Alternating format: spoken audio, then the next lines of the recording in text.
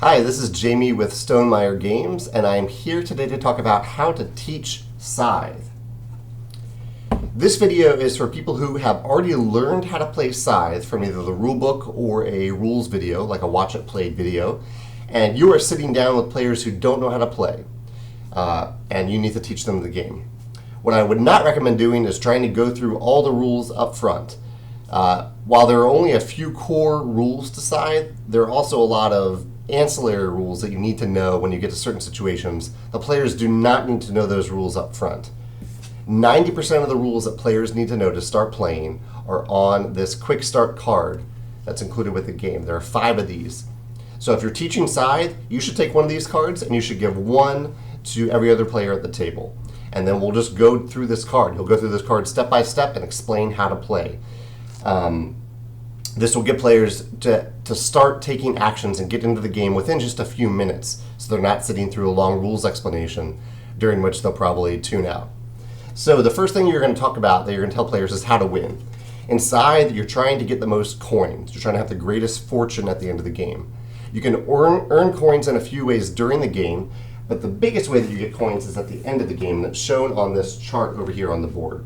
So you're going to point to this chart and tell players at the end of the game, you're going to get coins for every star that you have, for every territory you control, and every 2 resources you control.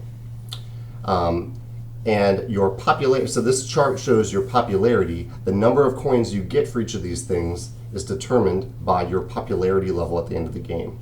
There will also be a structure bonus card that you'll get coins from as well. I would not explain what that means yet. Just tell players it's there and they'll get coins for it. When you bring up the stars, you'll also want to mention to players that that is how you will end the game. When a player places their 6th star on the board, that will trigger the end of the game. You don't have to say anything more than that at that point. Just say the stars are goals that players are trying to achieve, and the end game is triggered when the 6th star is placed.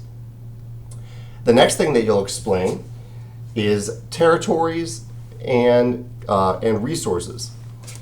And this ties also into that chart that I just showed you. Territories on the board are the hexes, so this is a territory. You control a territory if you have a unit on it or a structure on it, and you control and the resources that you have inside. There's wood, there's metal, there's food, and there is what's the other one? Of course, I'm blanking on it right now. There's wood. There's oil. Oil is the last one. All of those resources are kept on the board and spent from the board. So as you move around the board with your various units, they will move the resources with them, and you want to maintain control of those resources so that you can actually spend them. You don't, unlike other games, you're not keeping the resources on the side of the board. That's the other thing. That's territories and resources. And then you just have to tell players what they do on their turn. Actually, there's one other thing that you could tell players while you're at this step. So this is shown on the back of the card, which is also very important. And it mentions that units by default cannot move over rivers. So players are confined to a home area at the beginning of the board, at the beginning of the game. Telling players about the rivers are important. Some players will immediately ask, well, how do I cross rivers? Which is a good question, but you don't need to answer it yet. You can answer that after they've started playing the game.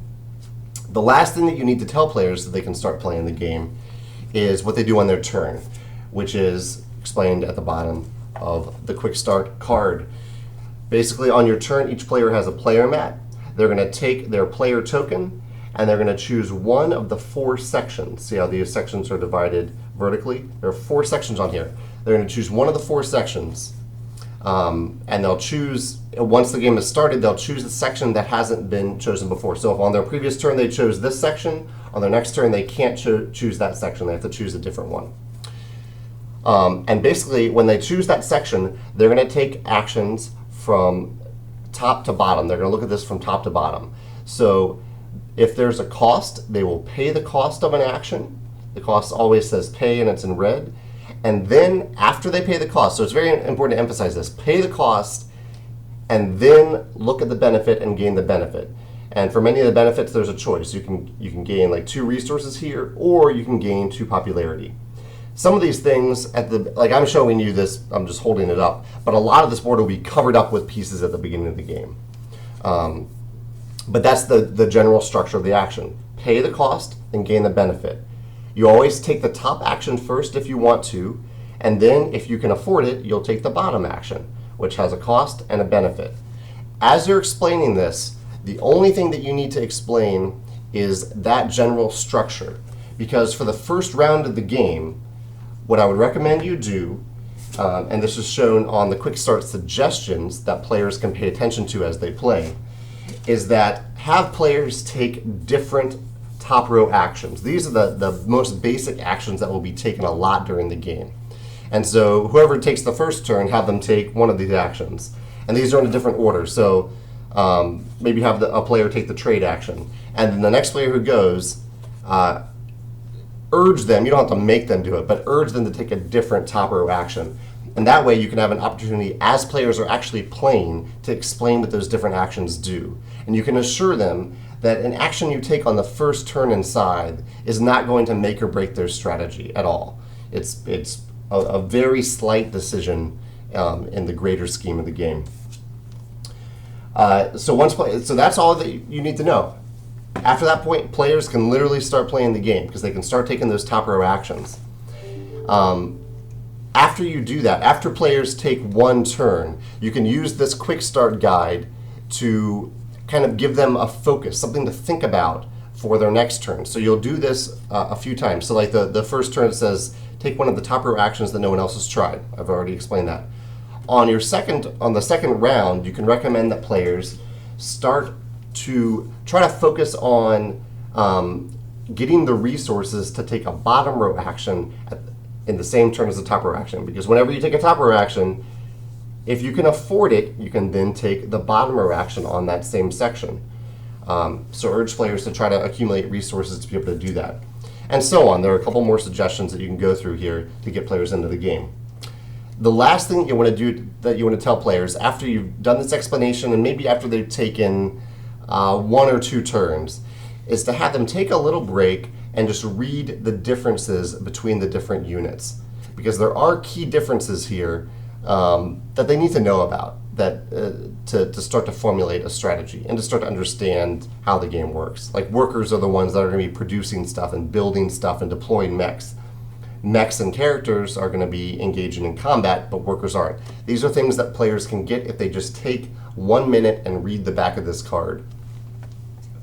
And that's it. That's how you teach Scythe. Obviously, there are a lot more rules that you need to talk about as players encounter those rules. As even I use the word encounter as like the character has an encounter, or as they move towards the factory, things like that. But those are the only rules that you need to know to actually get players to start playing the game.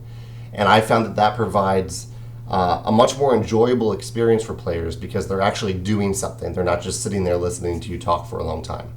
Obviously, there are different strategies for teaching Scythe, and I look forward to hearing the strategy that you use if you find it more effective than this. But this is my official recommended strategy for teaching Scythe. Thank you.